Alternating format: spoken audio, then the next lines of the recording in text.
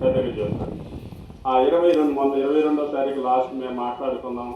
అప్పుడు ఎలా ఉన్నారు బ్రదర్, ఏంటి ఆరోగ్యం అంతా బాగుందో అని అడిగారు. అడిగితే అంత బాగానే ఉంది బ్రదర్ అని తెలియజేశారు. కానీ ఇంతలోనే మరి వారు ప్రభు దగ్గర చేరటం అనేది మనకు దుఃఖం కలిగినప్పటికీ కూడా మరి ప్రభు దగ్గర ఉన్నారని మనం సంతోషిస్తూ దేవుని స్థుతిస్తూ అటువంటి కృప దేవుడు మనందరికీ అనుగ్రహించిన కుటుంబానికి ఈ సమయంలో మరి ఇజ్రాయేల్ కానీ మరి ఇతర సిస్టర్లు మరి ఇతర కుటుంబ సభ్యులు, తర్వాత రాజు, నాకు తెలుసు రాజు అక్కడ ఉన్నాడు, వాడు మనవడు రాజు ఉన్నాడు, ఇజ్రాయేల్ ఉన్నాడు, మరి ఇక్కడ కుమార్తె మరి వారందరూ కూడా దేవుడు వారికి వారి హృదయాలు శాంతిని అనుగ్రహించి వారిని ఇంకా ముందు కొనసాగించాలని, అలాగే యాకోబు గారు ఏదైతే వదిలిపెట్టి వెళ్ళారో ఆ దేవుని యొక్క పరిచయాన్ని కూడా ముందుకు కొనసాగించాలని ప్రత్యేకంగా కోరుకుంటూ నా మాట ముగిస్తున్నాను. దేవుడికి మహిమ ఘనత ప్రభావం కలుగును గాక. ఆమేన్.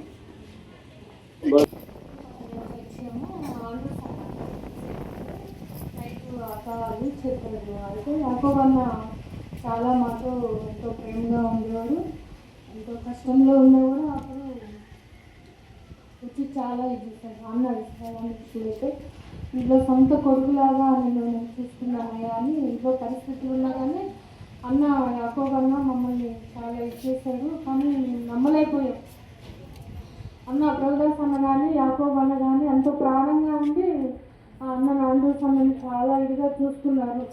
కానీ నైటు చెప్పిన తర్వాత అన్న కూడా చాలా బాధపడ్డాడు.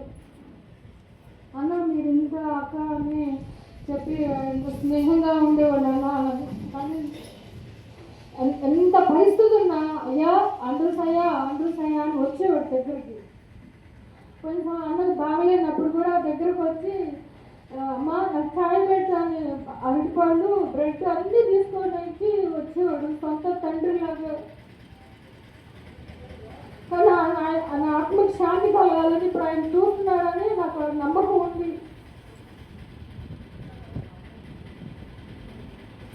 నైట్ ఒకసారి ఇంటికి వచ్చినాను, అమ్మ మీ రొట్టె చేతులు తేలకూడదని అప్పుడప్పుడు ఆంటీ చేత రొట్టె చేసి ఎంతో ప్రాణంగా అక్కడ రాని సాగని వచ్చేవాడు. కానీ ఎంతో ప్రాణంగా చూసుకున్న మనిషి నేను బాగలేకపోయినా అయ్యా ఇంత దూరం నేనే వస్తాను అయ్యా నీ దగ్గరికి అని వచ్చేవాడు ఎన్నోసార్లు. ఇప్పుడు అన్న చెప్పినట్టుగానే వాక్యాలు అన్నీ డౌట్లు అడిగాడు. అన్నీ ప్రతిక్షణం ఫోన్ చేస్తే అడుగుతూ ఉండేవాడు. అన్న సాంస్కృతికంగా అయితే అంతా కలిసి ఉన్నాము, కానీ ఆయన ఆత్మీయ శాంతి కలగాలని ఇక్కడ మన మధ్య ఉన్నాడని నమ్మి నా కుటుంబానికి ఆదరణ కలిగేటట్టు దేవుడిని ప్రార్థించి అది కోరుతున్నాం అనమాట. శివసాక్షులు దేవుడు దీవించింది కాక.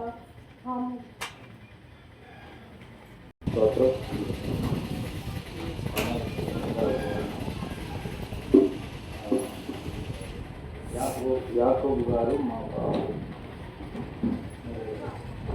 ఆయన ఎంతో విధాలుగా నాకు ధైర్యం చెప్పేవాడు. ముఖ్యంగా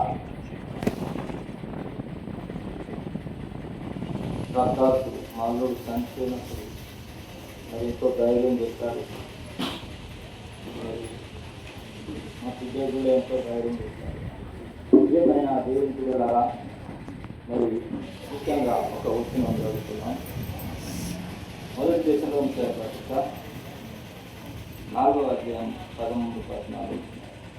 సహోదరులారా, నిరీక్షణ లేని ఇతరుల వల్ల సిద్ధపడకుండా ఉండడం, నిద్రిస్తున్న వారిని గురించి మీకు తెలియకుండా మాట్లాడుతుంది.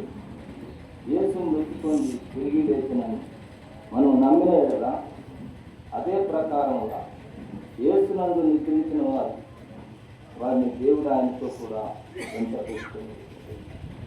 మరి విశ్వాస జీవితంలో మరి బావగారు మరి అందరం ఒక నాడు చూస్తాము. నిరీక్షణ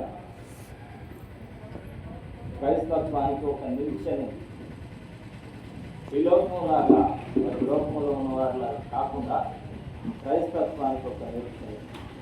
అంటే యేసు ప్రభు రెండో రాత్ర రాబోతున్నాడు. అప్పుడు మనము విశ్వాసము మరి అందరము తగ్గుతూ కూడా మరి చూసుకుంటామని ఈ యొక్క వాక్యం కలిగింది. ప్రియమైన దేవుని బిడ్డలారా, దేవుడు యాకోబు గారు మరి కొన్నాళ్ళ కింద నేను సేవ చేయాలని ఉంది దాటి మరి నాకు ఒక సంఘం పెట్టాను. నేను గుర్మేరు గ్రామంలో మరి హాస్టల్లో చేస్తాను. నా పేరు దేవదాసు. కాబట్టి అక్కడ మా ఊరి దగ్గర ఒక డికే మరేపల్లి అనే గ్రామంలో అక్కడ ఒక సంఘం ఉంది. అది సంఘం రమ్మని చెప్పాను. ఆ సంఘానికి మరి కనీసం ఒక 2 సంవత్సరాలు సంఘంలో అంటే ఎందుకంటే తన జీవితంలో నేను కూడా దేవుని వాక్యం చెప్పాలి అనే ఆశ కాబట్టి తన ఆశను మరి తాను తీర్చుకున్నాడు. కాబట్టి ప్రియమైన దేవుని బిడ్డలార, దేవుడు మరి ఆశ గల ప్రాణాన్ని చూపిస్తాడు. మనం ఈ లోకంలో ఎంతకాలం జీవించినా కొంతకాలం అన్న దేవుని పని చేస్తే ఆయన మరి తిమోతి 2వ పత్రిక 4వ అధ్యాయం 7-8 వచ్చిన మన కొరకు నీతి కిరీటం ఉంచబడుతుందని సత్యం సెలవిస్తున్నారు. కాబట్టి బాబు మరి నీతి కిరీటం ఉందని నేను ఒప్పుకుంటున్నాను. మరి ముఖ్యంగా ఒక చింత విషయం ఏంటంటే, వారం రోజుల కింద నాకు ఫోన్ చేశారు. దాసు నేను చూడాలని ఉందంటే నేనే రాలేకపోయాను. ఈ భయంకరమైన ఎండలకు నేను రాలేకపోయాను. అంటే ఇంకా 2 రోజులైనాక పోదాము అన్నట్టుగా ఉన్నాను. కానీ ఈ మధ్యాహ్నం దేవుడు ఆయన పిలుచుకున్నాడు. కాబట్టి ఒక వచనంతో మరి ఈ యొక్క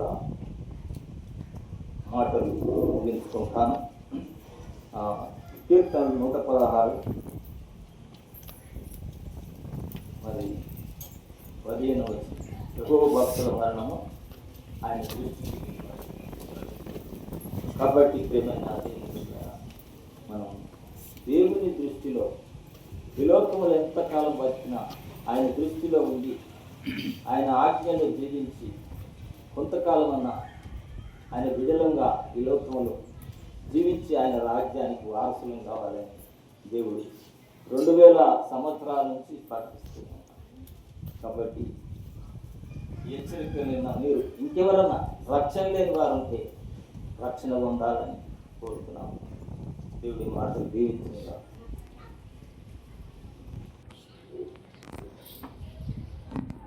ఓకే అండి. ప్రభునామానికి తెలియజేస్తూ నాది దిగువ ప్రాంతం ఇజ్రాయెల్ మా సభ్యులు ఉంటాడు. మరి ఈ కుటుంబంతో మాకైతే మరి 3 సంవత్సరాల నుంచి అటాచ్మెంట్ కానీ బాండింగ్ కానీ ఏర్పడింది. మా చిన్నమ్మలు మరి ఇక్కడ ఇవ్వడం జరిగింది. అప్పటి నుంచి ఇప్పటివరకు మేము అంటే కాకలు అనుకున్నది ఏంటంటే ఒక ప్రేమను ఒక వ్యక్తితో ఏ విధంగా మాట్లాడాలి, ఒక ఏదైనా సమస్య చెప్పినప్పుడు దానికి వాక్య రూపంలో ఆ పరిష్కారము చెప్పేవాడు. మా మదర్ వాళ్ళ కుటుంబానికి మరి పెద్దది కంటూ ఇవ్వలేదు, తల్లిదండ్రులు ఇవ్వలేదు. తల్లిదండ్రులు లేనప్పటికీ మేము అనుకునే వాళ్ళం ఏమంటే ఒక మంచి సంబంధం దొరికితే విధానం చేయాలి, మరి ఆ కుటుంబం ద్వారా వాళ్ళు ఆదరించబడాలని చెప్పి మేము ఎంతగానో ఆలోచించి మరి ప్రార్థనలు గడిపేవాళ్ళం. మరి ఒక చక్కటి కుటుంబాన్ని దేవుడు దయచేసి మరి ఒక తండ్రిని కోల్పోయినప్పటికీ మరి మామ రూపంలో మంచి తండ్రిని మరి కర్ణకు దయచేసాడు. మరి ఎంతో ఆప్యాయంగా ఇలాంటి ఇబ్బంది లేకుండా తను ఎప్పటికప్పుడు మరి ప్రార్థనలు నడుపుకుంటూ మరి తన సాక్షి జీవితంలో మరి మంచిగా నిలబెట్టి ఈ రోజున మరి ప్రభునందు నిర్వహించిన సాధనను బట్టి నిజంగా మేము ఒక మంచి వ్యక్తిని మేము కోల్పోయినాం, ఒక పెద్దను కోల్పోయినాం, మా కుటుంబ పెద్దగా మేము కోల్పోయినాం. మరి చింతిస్తాం. అదేవిధంగా మరి నా వ్యక్తిగత విషయంలో మా కుటుంబ విషయంలో వచ్చినప్పుడు నాయన ఏ విధంగా ఉన్నారు, ఎట్లా ఉన్నారు అంటే సంఘ పరిచర్య గురించి బాగా అడిగేవాడు. సంఘ పరిచర్య ఎట్లా ఉంది అంటే చెప్పినప్పుడు సంఘంలో ఉన్నటువంటి చిన్న సమస్యలను బట్టి మరి చెప్పినప్పుడు ప్రభునందు మీరు విశ్వాసం నుంచి మరి సడలిపోకుండా మరి ఏదైనా సమస్య వచ్చినప్పటికీ ప్రభులో నిలబడి పరిచయం ముందుకు తీసుకెళ్ళాలి అని చెప్పి నాకు వాక్యాల ద్వారా అనేక వాక్యాల ద్వారా మరి కాకా చెప్పేవాడు. గిరీశ్వరం కూర్చొని మరి ఎన్నో అంటే కొన్ని రియలైజేషన్ అంటే ప్రభు మనము పరిచయం చేసినప్పుడు కొన్ని సమస్యలు వచ్చినప్పుడు మనం తొలిపోవాలన్న ఆలోచన వస్తుంది. కాక మాట విన్న తర్వాత నాకు నిజంగా నిలబడాలి, ప్రభు కోసం ఏదైనా చేయాలి, ఆయన ముందు నడిపేయాలి అని చెప్పి మరి నిజంగా అనుకునేవాడిని. మరి చిన్నమ్మ కానీ అక్కవారు ఎంతో ప్రేమతో మమ్మల్ని ప్రేమించి మరి వారి ప్రేమను మాకు పంచి నిజంగా మరి తల్లిదండ్రులు లేనటువంటి వారికి వారు మంచి ఆదరణ చేసిన కుటుంబాన్ని బట్టి మరి నేను అనుకుంటున్నాను మరి కాకైతే కంపల్సరీ మరి ప్రభుడు నిర్దేశించడు మరి పర్లోక రాజ్యంలో మరి ఉంటాడని చెప్పి నేను విశ్వసిస్తూ చిన్న సాక్షిని ముగిస్తాను. వందనాలు. నా పేరు యాకోబు. ఇప్పుడు అన్న నాకు చాలా కాలం పరిచయం. మరి ఇంచుమించు ఎప్పుడంటే 89-90 నుంచి పరిచయం. ఒక దినాలు ఏంటంటే మరి అన్నగారు ఎట్లా పరిచయం అంటే నేను అప్పుడు కర్మగట్ల పని చేసుకునేవాడిని. మరి అక్కడనే కర్మగట్లు ఉండేవాడిని. అయితే ఒకరోజు సాయంత్రం నేను అది కర్మగారి నుంచి కరుణ గారికి వెళ్తుంటే సైకిల్ మీద వెళ్తున్నా. అన్నగారు ఒక మన బైబిల్ దానికి వేసుకొని మరి అక్కడ సరూర్ నగర్ నుంచి ఇక్కడ కర్మగారికి వస్తున్నాడు, నడిచి వస్తున్నాడు. అయితే అన్నని ఎక్కడో నేను చూసినట్టుందని నేను సైకిల్ ఆపి మరి అడిగి అన్న నమస్తే అంటే నమస్తే అన్నాడు. అంటే ఎవరు అన్నాను నన్ను అడిగిండు. అంటే మరి ఇక్కడ ముగ్గురు అన్నాడు. నువ్వెవరు అన్నంటే మరి నేను ఎక్కడ చూసినట్టుగా నేనంటే మాది ఆరుట్లా మా పేరు పూర్వం అని చెప్పాను. అయితే మరి అన్న అప్పటి నుంచి నాకు పరిచయం. అన్న నేను కూడా చూసి మళ్ళీ నేనే ఆ రీతికి అన్నతో నేను పరిచయం చేస్తున్నా. మరి ఆ తర్వాత నేను రక్షణ పొందినాక మరి మందిరానికి ఆయనతో సాహసం చాలా ఇప్పుడు ఇంతవరకు అన్నతో సాహసం చేస్తూ వచ్చినాను. మరి అన్న నాకు మరి అన్న ఎంతో ఆత్మీయుడు. అన్నం చూస్తే నాకు చాలా మంచిగా అనిపిస్తుంది. ఎందుకంటే అన్నకు మంచి వాక్చాతుర్యం కలిగినటువంటి వ్యక్తి. మరి అయితే మరి ఎంతో మరి నేను నచ్చినట్టే మరి వాక్యాన్ని అనేక రెఫరెన్స్ వాకి మా బైబిల్లో వాక్యం చూపెట్టేవాడు. మరి ఎంతో ఆత్మీయుడు. మరి అన్న మరి అంతగా మరి ఆత్మీయత మరి దినాన మరి అన్న మరి 116 ప్రకారంగా ఏవో భక్తుల మరణం ఆయన దృష్టికి ఎంతో విలువైనది అని వాక్యం చదివితే మీరు ప్రభులను మొత్తం ధన్యురాలు చదివిస్తాం. కాబట్టి మరి అన్న ఈ దినం లేకున్నా మేము ఎంతో బాధాకరం కాకపోయినా దేవుని దృష్టిలో ఆయన మరణము ఎంతో విలువైనది. అయితే మరి అన్న అనేక సార్లు ఫోన్ చేసి మాట్లాడేవాడు. అనేక విషయాలు నాతో పంచుకునేవాడు. ఆత్మీయ సంబంధమైన విషయాలు మరి అనేక రెఫరెన్స్తో చూపెట్టేవాడు. మొన్ననే 15వ తారీఖు మే 15వ తారీఖు నాడు ఇట్లా ఫోన్ చేసి మరి బ్రదర్ మరి ఎక్కడున్నారు అంటే ఇంటికానే ఉన్నానంటే మరి ఇంకోటి ఇబ్రాహిం పండుగ పని ఉంది చేయాలని చెప్పింది. సరేనా మరి చేస్తాను నేను అని చెప్పిన. అయితే మరి చెప్తే మరి నేను రేపు చేస్తాను మళ్ళీ మీకు అని చెప్పాను. ఇక ఫోన్ పెట్టేసింది. చూడండి మరి అట్లనే కాకుండా మరి ఒక దినము మరి నాకెంత ఆశ లేదంటే మరి అన్న మరి ముగ్గురు సంఘం ఏర్పడిన తర్వాత అన్న మా మధ్యకు వచ్చి ఒక వాక్యపరిచయం చేయాలని ఆశ కలిగి ఉన్నట్టు ఆశ ఉంది చాలా. మరి అనేక మాటలు మరి ఆ విషయం వాక్యపరిచయం నిమిత్తము ఆ ముగ్గురు జరుగుతున్న పరిచయం గురించి మరి అన్న అనేక మాటలు ఫోన్ చేసి ఎట్లా జరుగుతుంది బ్రదర్ అని యాకోబు గారు అని ఎంతో మంచిగా దీనంగా ఫోన్ చేసి మాట్లాడేవారు. మరి అనేక విషయాలు మరి చెప్పేవారు వాక్యం నుంచి బైబిల్ ఆధారం చేసుకుని. అట్లా మరి దినం అన్న మరి నేను కూడా ఆనంద్ కుమార్ని చెప్పినాను. మన దినం అన్న మరి బ్రదర్ మరి ఒక దినము యాకోబు కూడా వారికి అన్న చాలా ఆశ పరిచయం చేయాలని మరి రావాలని ఏంటంటే సరే అన్న నేను చెప్తలేదని. అయితే మళ్ళీ నేను కూడా మరి మన రమేష్ గారు ప్రతిగా అయితే కూడా మళ్ళీ నేను అన్న దగ్గరికి వెళ్ళి ఎట్లుందన్నా నేను ఆరోగ్యం అంటే మంచిగా ఉన్నాను మరి అన్న మీరు ఒక వారం రండి అని చెప్పిన. సరే వస్తే బ్రదర్ అని చెప్పి అంటే మరి అన్న ఎంతో మరి ఆత్మీయుడు. అన్న ఈ దినం మనం అది లేకపోవడం చాలా బాధాకర విషయము. మరి అన్న ఎంతో ఆత్మీయత. మరి అన్న ఎన్నో విషయాలు నాతో పంచుకునేవాడు. కాబట్టి మరి ఈ దినం లేకపోవడం తన సాక్ష్యం ఎంతో మరి ప్రభుకు నమ్మకంగా మహిమకరంగా ఉన్నాయి. కాబట్టి దేవుడు కొన్ని మాటలు సాక్ష్యంగా జీవించుకుంటాం. నామానికి వందనములు. చదువుకెళ్ళి సహోదరులు యాకోబు ఆయన యొక్క సహోదరిని మా పెద్దమ్మ ఇచ్చారు. మా వదిన అవుతుంది.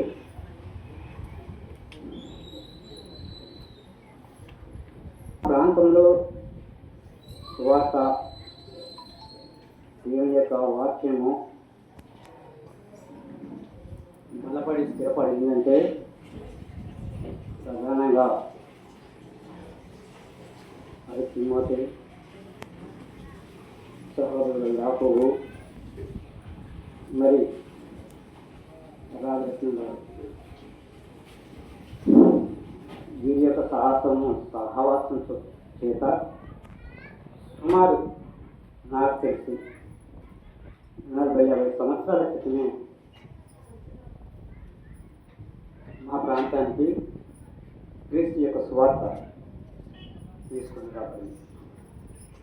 అయినప్పటికీ అనేక సాధన ఎంత పెడుతున్నప్పటికీ వాక్య పరిచర్యంలో అతను మా ప్రాంతం ఎడల అధికమైన భారాన్ని కలిగి ఉన్నాడు.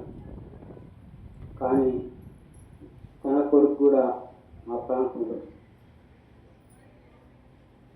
చేపట్టాలని అనుకున్నాడు. కానీ ఆయనను దేవుడు ఈయన ద్వారా కూడా మా ప్రాంతంలో వాక్యాన్ని విస్తరింప చేయాలని, ఆ ప్రాంతంలో విశ్వాసం బలపరచాలని స్థలం కలిగింది.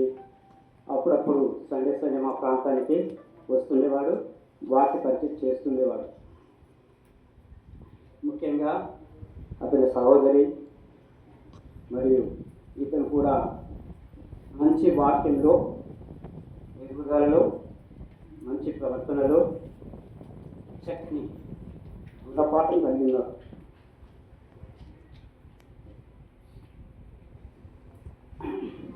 ఇది బంధుత్వం కంటే ఆత్మీయ అనుబంధం చాలా గొప్పది. ఈ ప్రాంతంలో మరి అక్కడ ఈ ముగ్గురు కలిసి వచ్చి ఆ ప్రాంతంలో ప్రార్థన చేసి వాళ్ళ యొక్క కాలు గురిపి అక్కడ ప్రార్థన చేయడం ద్వారా విత్తబడినటువంటి బీజము అంకురార్పణ జరిగి ఫలాలుగా వృద్ధి చెందుతూ వచ్చింది. 1 తెస్సలోనిక 4:14 చెప్పినట్టుగా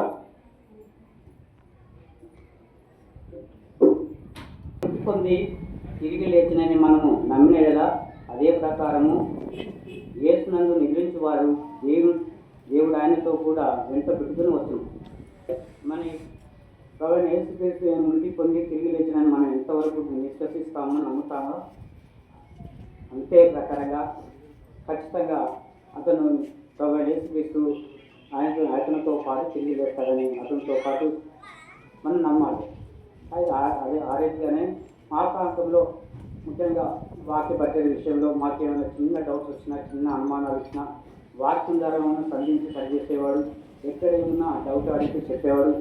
తర్వాత వాక్య పరిచర్య విషయంలో ఆయన ప్రోత్సాహం చాలా మరి ప్రోత్సాహకరంగా ఉండేది. మరి ఈ ప్రాంతంలో కూడా అతని యొక్క అనుబంధం అంత గొప్పది.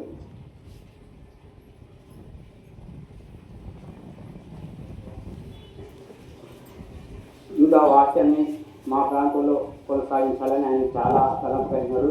ఆ విధానాన్ని కొనసాగుటకు దేవుడు ఎదుగారు ఆశీర్వాదకరంగా చూస్తారని ఆశిస్తున్నాము.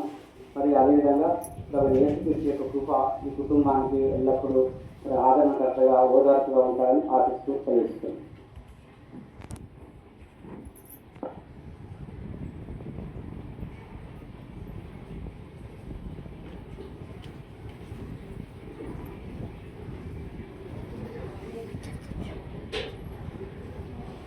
మా మామ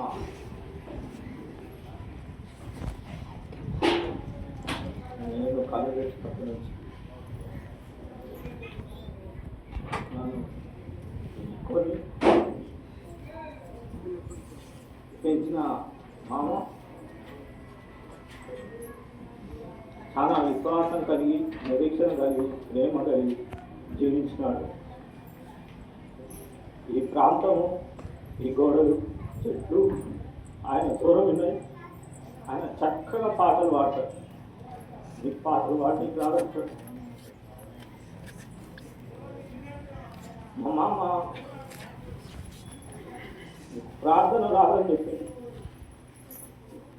నేర్చుకోవాలని చెప్తూ వస్తాడు. ఆ బాల్యం నుంచి మా అమ్మ మా మామ ఇద్దరు చాలా మంచిగా పాటలు పాడేవాడు.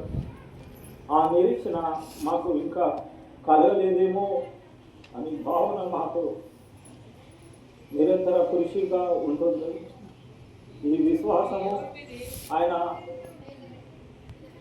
తెల్లవారుజామున 4 గంటలకి 5 గంటలకి మరి ప్రార్థన జీవితం కలిగి జీవిస్తున్నాం. ఆ విధంగానే ఎంత ఆర్థిక ఇబ్బందులున్నా, డబ్బు ఉన్నా, ధాన్యం వచ్చినా, ఇంటికి మాత్రం వచ్చిన తర్వాత ప్రార్థన జీవితం జీవిస్తారు, కృతజ్ఞతలు చెల్లిస్తారు. అనుదినం పొలం పోయినా, పొలం నుంచి వచ్చినా ఆయన నిరంతరంగా ప్రార్థన చేస్తాడు. నేను చూస్తూ పెరిగిన.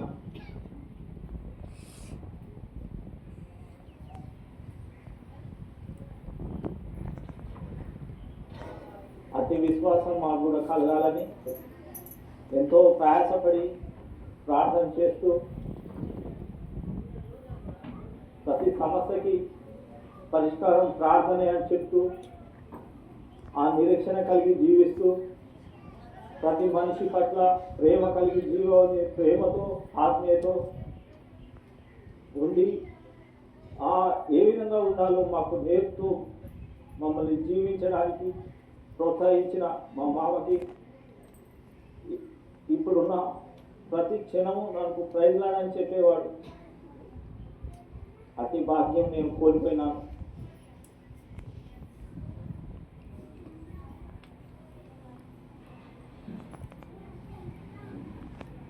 ఈ కుటుంబానికి నువ్వే ప్రభు అయిన యేసుక్రీస్తు కుటుంబానికి ఆదరణ కలిగి ఉండాలని ప్రభు అయిన యేసుక్రీస్తు ప్రార్థిస్తానని వేడుకుంటున్నాను.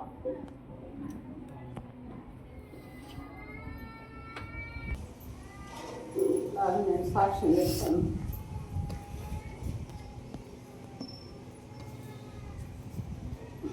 ఒక పక్క చాలా బాధ ఉంది, కానీ ఒక పక్క ప్రభువుని బట్టి నిరీక్షణ. మేము ఆరుట్ల మున్సిపాలకు వచ్చినప్పటి నుండి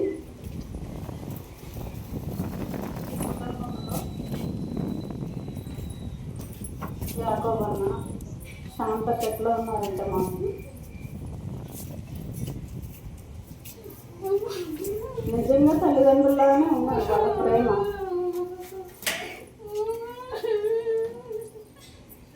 యాకోబన్న ఎంత ప్రేమ గలంటే సేవకులు మందిరంలో ఉంటే ఆయనకి చాలా బాధ్యత అన్నమాట.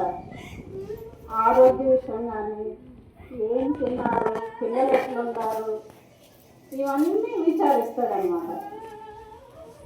తర్వాత ఇంట్లో ఏముంటే అది తీసుకొచ్చి మందిరంలో ఇచ్చేసాడనమాట. పొలంలో ఏం పండినా కూడా వచ్చేటప్పుడు మూట తీసుకొచ్చి ఇస్తాడు, లేక వెళ్ళేటప్పుడు కూడా మూట తీసుకొచ్చి ఇచ్చేస్తాడనమాట. ఇంకా వద్దయ్యా ఇంట్లో చాలా ఉండయి, మనం వచ్చినవి ఉంది అంటే ఏం కదమ్మా ఎవరైనా వచ్చి ప్రార్థన చేసి ఇచ్చేసేయమ్మా అని చెప్తాడనమాట. నిజంగా మేము రాత్రి ఆ వార్త తెలిసిన వెంటనే ఇంత బాధ్యతగా, ఇంత శ్రద్ధగా సేవకుని చూసుకునే విషయంలో ఇలాంటి వాళ్ళని కోల్పోయాం కదా ప్రభు అని చాలా బాగా అనిపించింది. తర్వాత నేను చిత్తం అనుకున్నాను అనమాట. ఈ స్థలంలో వాడు మా విషయంలో చూపిన ప్రేమ, శ్రద్ధ, నా అనారోగ్యమప్పుడు కూడా నన్ను వచ్చి పలకరించి నాకు ఏదన్నా ఇచ్చేది ఎవరంటే యాకోబన్న. నేను అదైతే ఒక తండ్రి స్థానంలో ఉన్నాడు నాకు ఆయన నా జీవితంలో. తర్వాత పిల్లలు తిన్నారమ్మా, ఏం వంట చేసావు, ఎక్కడ పోయారు పిల్లలు ఆయన్ని అడుగుతాడు ఆయన. తర్వాత ఆయన పోయిన తర్వాత మళ్ళీ శాంతమ్మకు వచ్చింది. ఎందుకు వచ్చావంటే పోయి రమ్మన్నాడమ్మా, పలకరించి రమ్మన్నాడమ్మా. నిజంగా అట్లా అంటే ఆయన్ని వినాను కోల్పోయాము. అయినా అది దేవుని చిత్తం. దాన్ని బట్టి నేను దేవుని కృతజ్ఞతాస్తుతులు చెల్లిస్తున్నా. తాను మా విషయంలో చూపిన ప్రేమకు నిజంగా మాకు చేసిన సహాయానికి చాలా వంట విషయాల్లో కూరగాయలు ఇట్లాంటివి తక్కువ. మేము అన్ని దగ్గర దగ్గర మూటలు మూటలు తీసుకొచ్చి అక్కడ పెట్టి వెళ్ళిపోతాడు ఆయన. అంత ఆయన ఎవరికి చెప్పుకోడు, అట్లా కనపరచడు. కానీ తన ద్వారా మేము అనుభవించాం కాబట్టి నేను ధైర్యంగా మాట చెప్తున్నాను అనమాట. చాలా ప్రేమ ఉంటుంది లోపల ఆయనకి, చాలా బాధ్యత కూడా ఉంటుంది. వీళ్ళు ఏం తింటున్నారు, ఉంటాయా లేవో, ఆ పిల్లలకు ఫీజులు కట్టారేమో, అవి వచ్చినాయి అయిపోయినాయో, ఎన్నో ఆలోచనలు ఆయనకుంటాయి సేవకుల విషయంలో. కాబట్టి సంఘంలో ఇలాంటి వాళ్ళంతా కూడా పరిచర్యకి సేవకులకి ఎంతో సహకారంగా, ఎంతో ఒక బాధ్యతగా తల్లిదండ్రులాగా అది ఎంతో దీవెనకరమైన విషయం అన్నమాట. కానీ ఇప్పుడు అది కొంచెం లోపం ఉంటుంది. కానీ ప్రభు అన్ని విషయాల్లో సహాయం చేయాలి. ప్రభుని ఒక పక్క దేవుని ఆరాధన చేస్తున్నాను, కానీ ఒక పక్క ప్రభు ఇప్పుడే ఇట్లా జరిగింది అని ఒక బాధ ఉందన్నమాట.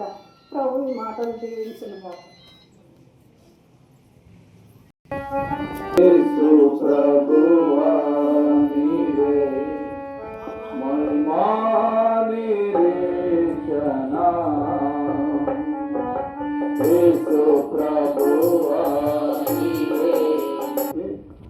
అందరికీ వందనాలు. క్రైస్తవులు అందరికీ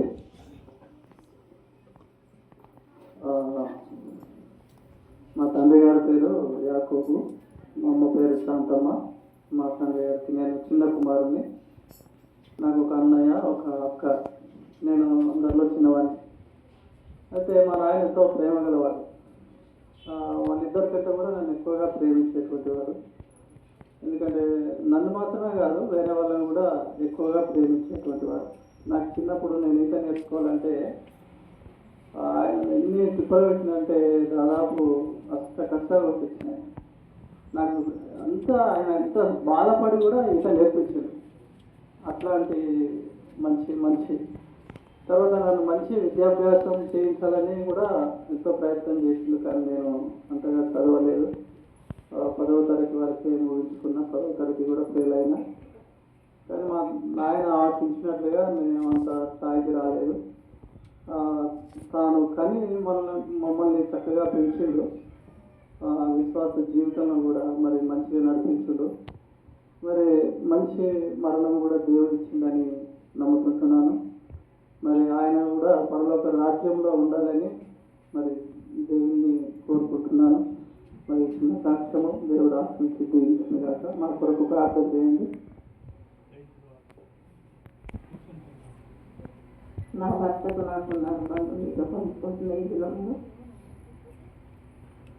ఆ తల్లిదండ్రులకు నేను ఒక్కదాన్ని చూసాను. ఇద్దరు నేను ఒక్కదాన్ని. వాళ్ళు ఎంతో గావరంగా దాడించాను. అది ఎంత గావరంగా దాడిందో అంతగా అందంగా పట్టదాన్ని. అమ్మ రక్షణ దుఃఖం లేదు, తండ్రి రక్షణ దుఃఖం లేదు, పెద్ద కుమారుడు అంత దుఃఖం ఉండదు. కాదు ఇప్పుడు ఎంత బాగా వాళ్ళందరికన్నా ఎక్కువ నన్ను ప్రేమించేవాడు. నేను ఎడ గుర్తించాను గుర్తుతాడు, శాంతమ్మ అని పిలుస్తాడు. ఏమన్నా ఎక్కువ కోపం వస్తే బతికలదా అని వెళ్ళేవాడు. అక్కడ ఒక్కటే మాట, ఎన్నడూ కూడా కొట్టినోడు కాదు, తిట్టినోడు కాదు. అని ఊళ్ళో పోయి తొందర ఆడుకుపోయేది. అన్నీ తెచ్చి పెట్టేది. ఎంత గాబరంగా తెచ్చిందంటే అంత మంచిగా. ఇప్పుడు మరవలేని ప్రేమ అది ఇవాళకి అయిపోతుందేమో, రాత్రికి అయిపోయింది. కాబట్టి ఇంటిగా నేను అనుకున్న భార్య భర్తల ప్రేమ ఎట్లుంటాడు అది ఎవరి వల్ల. ఇప్పుడు ఎవరికైనా ఆధారపడాలి పనులొక తండ్రి మీద, పనులొక భర్త మీద ఆధారపడి ఆయనను ఆదరిస్తేనే కానీ, ఆయన బలపరచనే కానీ నేను బలపరచకుండా ఏ మనుషులు నన్ను ఆదరించలేడు. అంత బలం నాకు ఇవ్వలేడు. మనుషుల మాటలు కొద్దిగా చేయని మాటలు ఎల్లప్పుడూ ఆయన నాకు చదువు రాకున్నా కానీ కలిపి బయట పెట్టిండు. కలిపి పాట నేర్పిండు, కూర్చులో పెట్టి ఒత్తుడు దీర్ఘాలు నేర్పించిండు. చదువు రాగా చేసుకొని ఆరాధన నేర్పించిండు. కానీ ఇవన్నీ నేర్పించిండు. ఇప్పటికి కూడా 5 గంటలకు లేచి కుటుంబ ప్రార్థన మొదలుపెట్టి పక్కన గంట చేసి చేస్తాడు. ఇంకెంత చెప్తాడో నేను ఎంచుకుంటా. వాకింగ్ చెప్పడం, మళ్ళీ చిన్న కొడుకుల ప్రార్థన కాదు నేర్పుల అవసరం. అమ్మ నువ్వు గుడికి నువ్వు నేర్చుకోవాలి, ముగ్గురు చేసుకుంటాం. ఇప్పుడు ఎవరు నేర్పాలి? దేవుడే కదా ఈ దుఃఖంలో ఆయన నాకు నేర్పించాలి. పాటలు రాస్తుంటే వాక్యం ఇస్తుంటే ధ్యానం అంతా అయిపోతుంది. పెద్ద కుమారులు చాలా ఆత్మీయ జీవితం నేర్చుకున్నారు.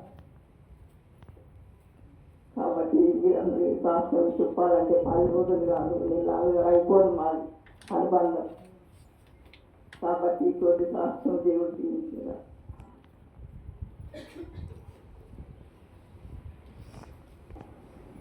అందరికీ తెలుసు. మా తాతయ్య నా యొక్క ఆత్మీయ జీవితానికి పునాది ఆయన లైఫ్ స్టైల్. చిన్నప్పటి నుంచి ఆయన చూసి నేను నేర్చుకున్నది ఎంతో ఉంది. నా జీవితంలో పుట్టినప్పటి నుంచి కానీ నాకు ఊహ వచ్చినప్పటి నుంచి కానీ ఒక మంచి వ్యక్తిని చూశానంటే అది మా తాతయ్య అని చెప్పగలుగుతాను. చాలా గర్వంగా చెప్పుకోగలుగుతాను. తన నోటి నుంచి ఒక్క బూతు మాట నేను వినలేదు. ఎప్పుడు పాటలు, వాక్యము ఇవే తప్ప వేరే మాట మాట్లాడేవారు కాదు. ఒక విషయం ఏంటంటే తను ప్రార్థన చేస్తూ ఉంటే నేను ఎంతో ఆసక్తితో వింటా. మళ్ళీ ఎవరు చేసినా అంత వినను, ఎందుకు తెలియదు. కానీ మా తాతయ్య ప్రార్థన అంటే నాకు చాలా ఇష్టం. అది ఎంతసేపు అయినా చేయను కానీ చాలా ఇంట్రెస్ట్ వస్తుంది. తను చేస్తూ ఉంటే ఇంకా చేస్తే బాగుండు అని అనిపిస్తుంది. ఎప్పుడు ప్రతిరోజు పెళ్ళయి ఇప్పటికీ కూడా ప్రతిరోజు ఫోన్ చేస్తాడు. 6 గంటలకి ఫోన్ చేస్తాడు. సోనమ్మా లేచావా, కుటుంబ ప్రార్థన చేసుకున్నావా, అమ్మా సిద్ధపాటు సండే రోజుకి సిద్ధపడుతున్నావా, దేవుడు నీకు ఇచ్చిందని నువ్వు వదులుకో, ఆయనకి ఏది ఇచ్చాడో దాన్ని జాగ్రత్తగా కాపాడుకో అని ఎప్పుడు 2 వాక్యాలు చెప్పేవాడు. తనోడు ఎప్పుడు నేను ఆ 2 వాక్యాలు వినేదాన్ని. ఒకటి ఏషియా 8:14, తర్వాత 3 యోహాను 4 ఏషియా గ్రంథంలో ఉంటుంది. యెహోవా నేను నాకు ఇచ్చిన పిల్లలు సీయోను పిల్లలు ఆశ్చర్యకారములు సూచనగా ఉన్నాము. అమ్మా నేను నాకు ఇచ్చిన పిల్లలు కూడా ఆయన చేసిన మహత్కార్యముల సూచనల వల్ల ఉండాలి. దేవుడు నీకు రక్షణ ఇచ్చాడు, ఆ రక్షణ జాగ్రత్తగా కాపాడుకో. నేను నీకు ఏది ఇవ్వలేను కానీ ఈ మాట దేవుడు నాకు ఏది ఇచ్చిందో ఆ మాటలో నేను ఇస్తానమ్మా. నువ్వు ఆ మాటని పట్టుకొని జీవితాంతం ఆ మాటలతోనే జీవించు. నా పిల్లలు సత్యం అనుసరించి నచ్చుకొచ్చున్నారో ఇంతకంటే ఎక్కువైనా సంతోషం లేదు అంటాడు. నా సత్యంలో ఉంటానమ్మా. మా హస్బెండ్ పేరు సతీష్. ఎప్పుడు ఒక పాట పాడు, సత్యము నీడని కట్టు తెలుగు అబద్ధం నుండి తెలుగుకు మైమరువు అని ఆ పాట పాడేవాడు. అయ్యా సతీష్ అంటే సత్యంతో ఉండాలా, నా పిల్లలు సత్యంలోనే నడవాలా అని ఈ మాటలే చెప్పేవాడు. ఈ మాటలతోనే నన్ను ఆత్మీయంగా బలపరిచాడు. ప్రతిరోజు మా అమ్మ కానీ మా నాన్న కానీ ఎవరు ఫోన్ చేయగానే ఉదయం లేవగానే నాకు వచ్చే ఫోన్ కాల్ మా తాతయ్య దగ్గర నుంచే. నా బిడ్డనైతే ప్రతిరోజు చూసేవాడు. అమ్మా కమందరు సారిని చూపి అమ్మా, కమందరు సారితో మాట్లాడాలమ్మా. ఎంత మురిసిపోయేవాడు. ఈ బిడ్డను కూడా ఈ రక్షణలో పిలిచి ఈ దేవుడిచ్చిన ఈ సాహసంలో పిలిచని ఎంతో కోరుకునేవాడు. నా బిడ్డకు అంత మంచి తాత ఉన్నాడో లేదో నాకు తెలియదు కానీ నాకు మాత్రం చాలా గొప్ప తాత ఉన్నాడు. నాకు ఈత నేర్పించిన ఆయనే, నాకు ఈ సంఘ సహవాసంలో ఎలా ఎదగాలో నేర్పించింది ఆయనే. ప్రార్థన ఆయన వచ్చి నేర్చుకుని కుటుంబ ప్రార్థన 5 గంటలకు లేచి మళ్ళీ నైట్ కంపల్సరీగా 7-7:30కి కుటుంబ ప్రార్థన నేర్చుకున్నాను. నాకు ప్రతిదీ నేర్పించింది తనే. నేను మా తాతను చాలా మిస్ అవుతున్నా. మీ అందరూ ప్రార్థనలో నన్ను నా కుటుంబాన్ని మీరు జ్ఞాపకం చేసుకోవాలని మనస్ఫూర్తిగా కోరుతున్నాను.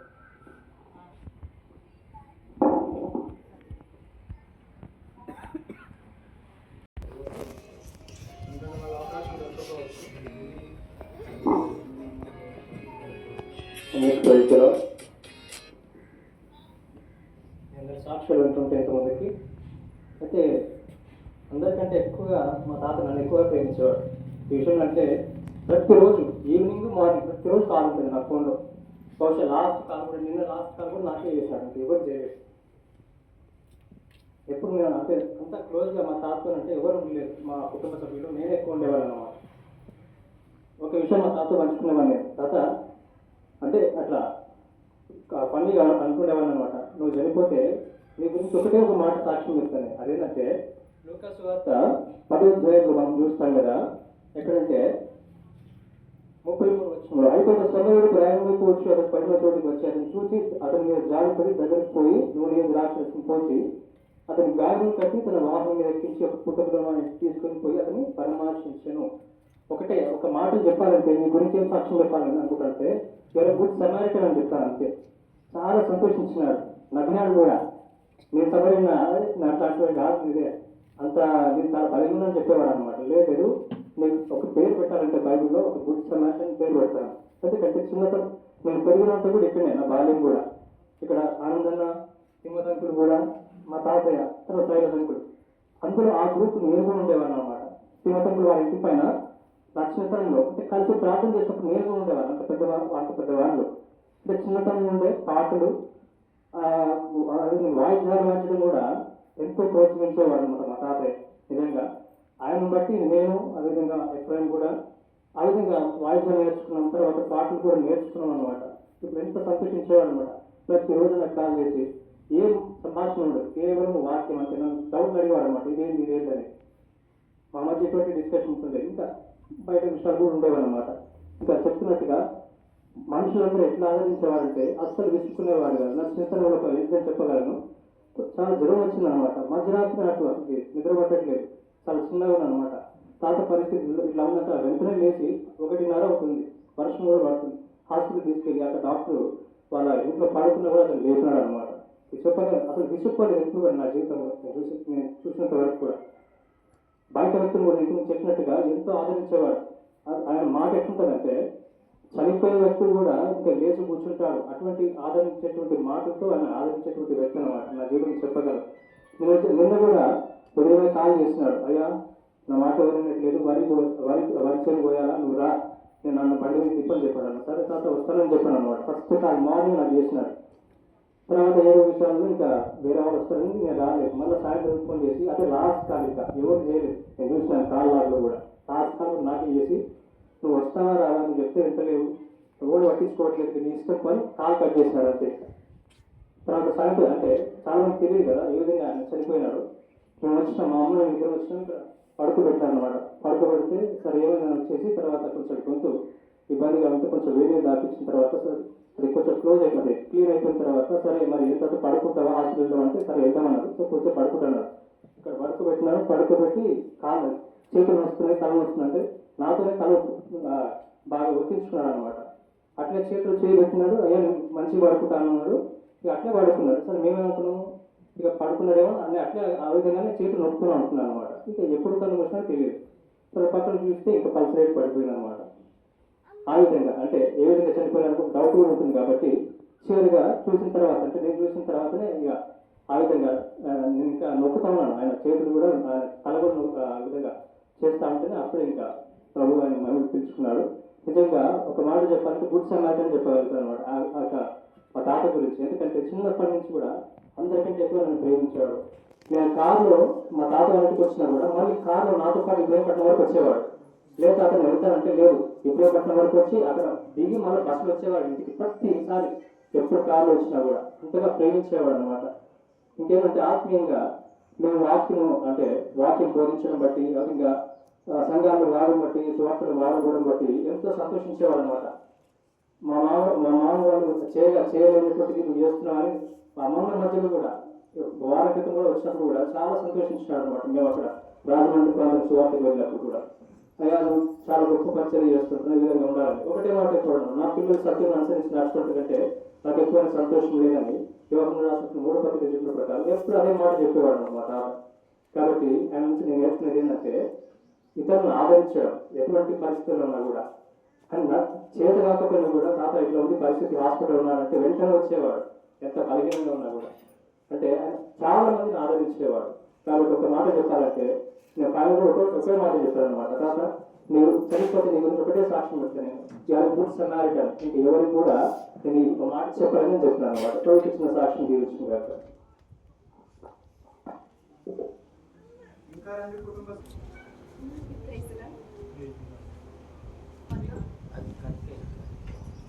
ఇంటికి ఎవరైనా వస్తే ఫస్ట్ ఏమనేవారంటే మీ నాయన ఉన్నాడు అమ్మ అనేవారు. ఇంకేమో అమ్మ అయినప్పటికీ నేను మా మామ ఒక తండ్రిలాగా చూసుకున్నాడు. ఊళ్ళకి ఎక్కడ వెళ్ళినా కూడా ఊరేజం లేదా బిడ్డగా అని అడిగేవారు. నిజంగా మా మామయ్య ఒక తండ్రిలాగా చూసుకున్నాడు. నా భర్త చనిపోయిన తర్వాత ప్రతి విషయంలో నాకు ఎంతో మరి ఆయన తోడుగా ఉన్నాడు. నేను అనారోగ్యంతో ఉన్నప్పుడు కానీ మరి ఎప్పుడైనా చదువు విషయంలో కానీ నాకు ఎంత అనారోగ్యం ఉన్నా ఏ నైట్ అయినా ఎప్పుడైనా కూడా డాక్టర్ని పిలిపించి అప్పుడు చూపించి మరి మెడిసిన్ ఇప్పించేవాడు. ఈ విధంగా నాకు ఎంతో మరి ఒక తల్లిలాగా నన్ను ఆయన చూసుకున్నాడు. అంతేకాకుండా నేను ఇబ్రాహీంపట్నం స్కూల్లో మరి టీచింగ్ చేస్తున్నప్పుడు నాకు అనారోగ్యం ఉండి నేను మార్నింగ్ ఏం తినకుండా వెళ్తే మరి కచేరి దగ్గర టిఫిన్ పార్సల్ కట్టి డ్రైవర్తో ఇచ్చి పంపించేవారు. ఈ విధంగా మరి మామ ఎంతో మాకు సహాయంగా ఉండేవాడు. ఇది మాకు ఎంతో తీరని లోటు. అంతేకాకుండా మేము ఆయన ద్వారా ఎన్నో ఆత్మీయ సత్యం నేర్చుకున్నాం. మరి మేము చాలా మరి పాత పాటలు నేర్చుకున్నామంటే మామ ద్వారానే. నిజంగా ఆయన నోట్ ఎప్పుడు చూసినా కూడా మరి మార్నింగ్ లేచి ఎవరికి ఫోన్ చేసినా మరి పాటలు వాకిలో ఉండేది ఇంకోటి ఉండకపోయేది. ఈ విధంగా మాకు ఆయన ఎంతో మౌలికమైన జీవితం అందించి పోయిండు. ఇంకా మా కొరకున్న దేవుడు తీర్చినట్టుగా మా కొరకు మా కుటుంబ కొరకు ప్రార్థించారు. అందరికీ వందనాలు. నా పేరు ఎఫ్రాయిం, నేను పెద్ద కొడుకును. అందరి సాక్ష్యాలు విన్నప్పుడు మీకు ఒకటి అర్థం కావచ్చు. అందరి పట్ల తన బాధ్యత నెరవేరుస్తూ వచ్చినాడు తాత. అందరినో ఒకటే మాట, తను చూపించిన ప్రేమ. అది ఎందుకు అంటే అది నేను కూడా చెప్పగలను, వాళ్ళందరికంటే నన్ను ఎక్కువ ప్రేమిస్తున్నారు. ఎందుకంటే తన ప్రేమలో అవధులు లేవు. తను చూపించిన ప్రేమ దానికి హద్దులు లేకుండా చూపిస్తాడు ప్రేమ. మా అన్న చెప్పినట్లుగా మంచి సమరయ్య పేరు ఎందుకంటే మా బంధువుల్లో ఎవరికి అనారోగ్యం వచ్చినా సరే ఫస్ట్ మా తాతని చూసుకుంటాడు. మా తాతని వాళ్ళని ఎక్కడైనా హాస్పిటల్ తీసుకెళ్తాడు. వాళ్ళకి ఆరోగ్యం మంచి చేసేసిందో తనకే బాధ్యత. అందులో ప్రధాన వ్యక్తిని నేనే. నాకు ఎన్నో అనారోగ్య పరిస్థితులు వచ్చినప్పుడు తను నాకు ఎంతో ముందుండి సాయం చేస్తూ వచ్చినాడు. అన్నిటికంటే ముఖ్యంగా తండ్రి బాధ్యత నెరవేరుస్తూ వచ్చినాడు. నేను ఇంతవరకు నాకు బయట ప్రపంచం తెలియదు. నా ప్రతి ఎడ్యుకేషన్లో అడ్మిషన్ చేయించింది మా తాతనే. నా అనారోగ్య పరిస్థితిలో అంతవరకు అతను నాకు బయట ఏ సర్టిఫికేట్ తెచ్చుకోవడం తెలియదు. అది తెచ్చిపెట్టినాడు. బయట నుంచి ప్రతిదీ నాకు తెచ్చిపెట్టినాడు. ఇంకా అన్నిటికంటే ముఖ్యంగా చెప్పాలంటే అందరూ చెప్తూ వచ్చిన మాట, తనకు దేవుని వాక్యము పాటలు ప్రార్థన తప్ప ఇంకోటి తెలియదు. మా ఇంట్లో ఎప్పుడు మీరు వచ్చి కూర్చున్నా సరే తను మాట్లాడేది ఒకటే, దేవుని మాట, దేవుని వాక్యము, దేవుని సంగమం. తన మాటల్లో విమర్శ ఉన్నట్టుగా నా విమర్శ ఇంకా ప్రేమ ఉంది. అది విక్రయించాలి. తన మీ అందరికీ తన పక్షాన కృతజ్ఞత చేస్తున్నాం. ఇంకొక పక్షాన్ని దేవుడు చేస్తున్నాం.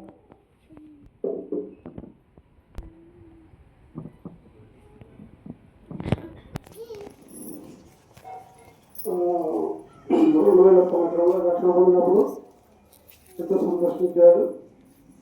తర్వాత నాకు బైబిల్ అర్థం కాకపోతే తర్వాత 5 years ఫ్యామిలీ పేరు ఇక్కడ వచ్చాను. ఫ్యామిలీ పేరు ఇంట్లో ఉండదు కనుక ఇంటికి వచ్చి మాతో పాటు ఫ్యామిలీ పేరులో కూర్చో మీకు అర్థం కాదు నేను చెప్తానని చెప్పి చెప్పేవాడు. అసలు 11-12 అవుతుంది రైతు వరకు పోలీసులు చెప్తూనే ఉండేవాడు. నాకు అర్థం కావట్లే అంటే నువ్వెందుకు నీకు అర్థమవుతుందని చెప్పేవాడు. అర్థం కాకుండా అలా చెప్తూనే ఉండేది అట్లా. అంటే ఆయనకు చెప్పాలని ఒక ఆశ నా దగ్గర చెప్తున్న తర్వాత నాకు భక్తి గారు క్లాసులో చూపించేవాడు. అయితే నేను జూన్ 13, 2000 సంవత్సరం పడితే 17 సెప్టెంబర్ 2000 సంవత్సరం బక్సింగ్ గారు చనిపోయాడు. బక్సింగ్ గారికి చూపిస్తారు అన్నప్పుడు నాకు కొంత అవగాహన లేకున్నప్పుడు అప్పుడే కొడుకుతో చర్చ చేస్తున్నా. ఇక ఎంతో ఆశపడ తీసుకెళ్ళినా నేనే పోలేకపోతూ వచ్చాను. కనుక తాత అనేక సార్లు నాకు ఆర్థిక ఇబ్బంది ఉన్నప్పుడు అడిగిన వెంటనే ఇచ్చేవాడు, సహాయపడేవాడు, ఆత్మీయంగా నాకు మాట్లాడుతూ చెప్తూ వచ్చేవాడు. చివరికి సంఘ విషయంలో కూడా చాలా గాఢముడు, సంఘము జాగ్రత్త, నీళ్ళ సంఘము అన్ని భావిస్తూ అందరూ అవుతే తాతన్నప్పుడు నేను కూడా వస్తే రానికి ప్రార్థన చేయడం చెప్పేవాడు. చివరికి వచ్చాడు. ఎంతో సంతోషం. చాలా